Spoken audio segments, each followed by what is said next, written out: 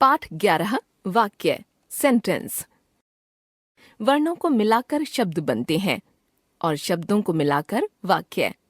शब्दों का क्रमबद्ध और सार्थक समूह ही वाक्य कहलाता है। वाक्यों से ही भाषा बनती है। तुम्हारा नाम क्या है? मेरा नाम सुमेर है। मैं राजन हूँ। यहाँ फुटबॉल चैंपियनशिप में भाग लेने आया हूँ। मैं भी उत्तर प्रदेश टीम की तरफ से खेलने आया हूँ। उपर्युक्त बातचीत में शब्दों का क्रम व्यवस्थित है, इसलिए अर्थ समझ आ रहा है। अतः हम कह सकते हैं कि सार्थक शब्दों का व्यवस्थित और क्रमबद्ध समूह जो बात को स्पष्ट करे वाक्य कहलाता है। वाक्य के अंग। वाक्य में कर्ता और क्रिया का होना आवश्यक है। इस आधार पर वाक्य के 2 अंग होते हैं, एक उद्देश्य, 2 विधेय। उद्देश्य वाक्य में जिसके बारे में कुछ कहा जाता है वह उद्देश्य होता है। वास्तव में कर्ता ही उद्देश्य होता है। जैसे मोहित खेल रहा है। इस वाक्य में मोहित के बारे में बात हो रही है। मोहित कर्ता है और वाक्य का उद्देश्य भी है। उद्देश्य का विस्तार। उद्देश्य के अर्थ में विस्तार के लिए कुछ शब्द जोड़े जाते हैं जो उसकी विशेषता बताते हैं। जैसे मेरा भाई मोहित खेल रहा है।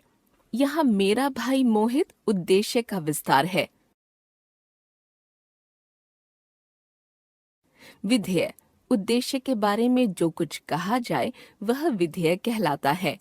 विधेय में मुख्यतः क्रिया और कर्म आते हैं। जैसे मेरा भाई मोहित खेल रहा है।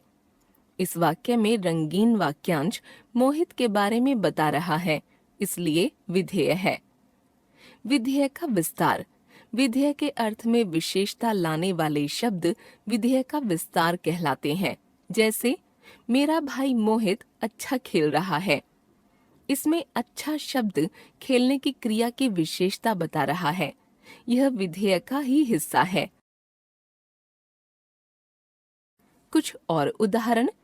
राधिका पढ़ती है। राधिका उद्देश्य, पढ़ती है विधेय। परिश्रमी राधिका ध्यान पूर्वक पढ़ती है। परिश्रमी राधिका उद्देश्य का विस्तार, ध्यान पूर्वक पढ़ती है विधेय का विस्तार। तोता मिर्च खाता है। तोता उद्देश्य, मिर्च खाता है विधेय। हरा तोता तीखी मिर्च खाता है। हरा तोता उद्देश्य का विस्तार, तीखी मिर्च खाता है विधेय का विस्तार। पिताजी कोलकाता गए हैं। पिताजी उद्देश्य, कोलकाता गए हैं विधेय। श्याम के पिताजी हवाई जहाज से कोलकाता गए हैं। श्याम के पिताजी उद्देश्य का विस्तार, हवाई जहाज से कोलकाता गए हैं विधेय का विस्तार। वाक्य के प्रकार। वाक्य को 2 भागों में बांटा जा सकता है। वाक्य 1 रचना के आधार पर, सरल वाक्य, संयुक्त वाक्य, मिश्र वाक्य।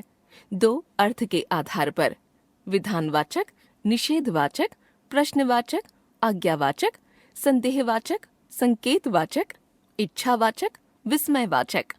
इन भेदों के बारे में आगे की कक्षाओं में विस्तार से पढ़ेंगे। हम जान गए वाक्य, सार्थक शब्दों का व्यवस्थित क्रमबद्ध समूह वाक्य। वाक्य के 2 अंग, उद्देश्य, कर्ता, विधेय, कर्म, क्रिया। वाक्य के 2 प्रकार, रचना के आधार पर सरल, संयुक्त, मिश्र। अर्थ के आधार पर, विधानवाचक, निषेधवाचक, प्रश्नवाचक, आज्ञावाचक, संदेहवाचक, संकेतवाचक, इच्छावाचक, विस्मयवाचक। उद्देश्य तथा विधेय के अर्थ में विशेषता लाने वाले शब्द उद्देश्य या विधेय का विस्तार।